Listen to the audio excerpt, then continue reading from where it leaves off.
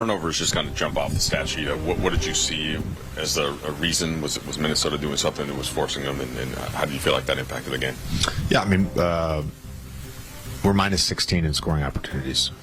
Really hard to win a basketball game in that scenario, particularly against a team that can also get hot from three, which they did in the second half. And some of that were mistakes. Some of it was shot making, down the stretch. They made threes. We didn't make threes. I thought we had some good looks. As far as the turnovers, look, they're big, they're long, they're athletic. They pressure the basketball. They make everything tough. We're going to have some turnovers. Sometimes they force you into turnovers, which they did. We had, I think it was 3 shot clock violations. But we also had some unforced turnovers. Over dribbling, trying to draw fouls, dribbling into traffic, trying to do a little bit too much with the basketball.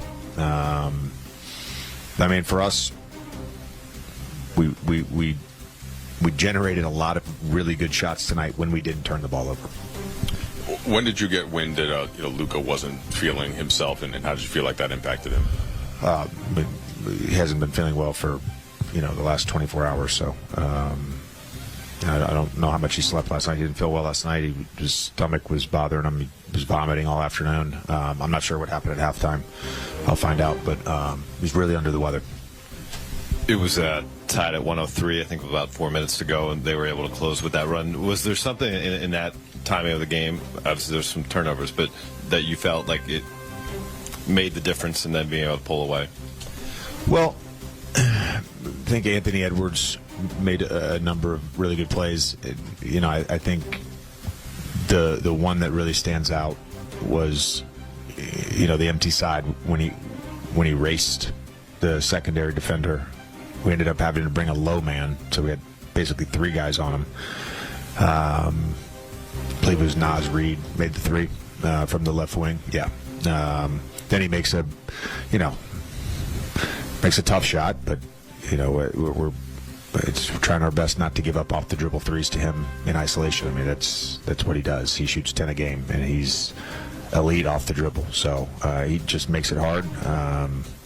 He's obviously very aggressive, and I don't want to oversimplify things, but on the road, especially with this crowd, the turnovers and then the sort of ignition that gets for the building, and them scoring off that, and us not being able to sort of deflate the energy in the crowd is big.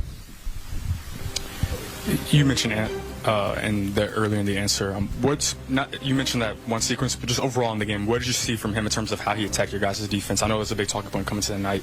It seemed like, at least from my view, he did better just in terms of how he attacked you guys, in terms of patience, playmaking. I guess they told it better. Yeah, I mean, I think it was across the board, and it wasn't just him. We couldn't contain the ball tonight. Our closeouts in the first quarter were god-awful, and I thought we did a better job in the second quarter, and then he just got into the teeth of our defense too much. The fact is we don't have quote-unquote rim protection, and so if you give up blow bys, we're gonna give up something. We're gonna give up a 3, or we're gonna give up a shot from him at the rim. So again, he ended up with 29 on 26 shots. I think the playmaking was there again tonight, like it was in game 1. I think some of that we did make it tough on him at times, but then you had McDaniels just absolutely kill us.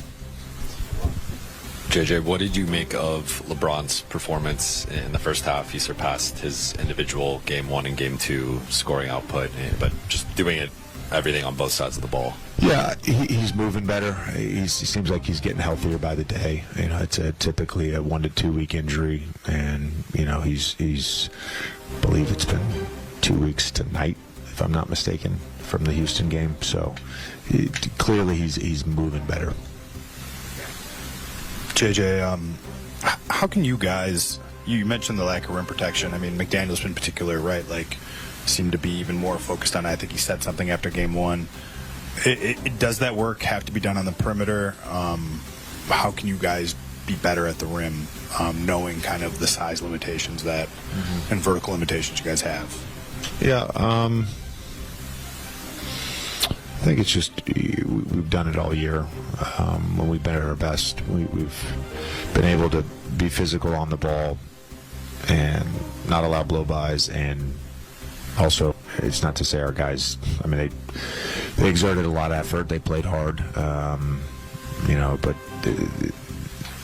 the sort of early throw-aheads, the offensive rebounds, I think we had 2 where we collected a rebound, we get back tapped, we give up a point. It's just, again, it's those things really, really accumulate. How old is he?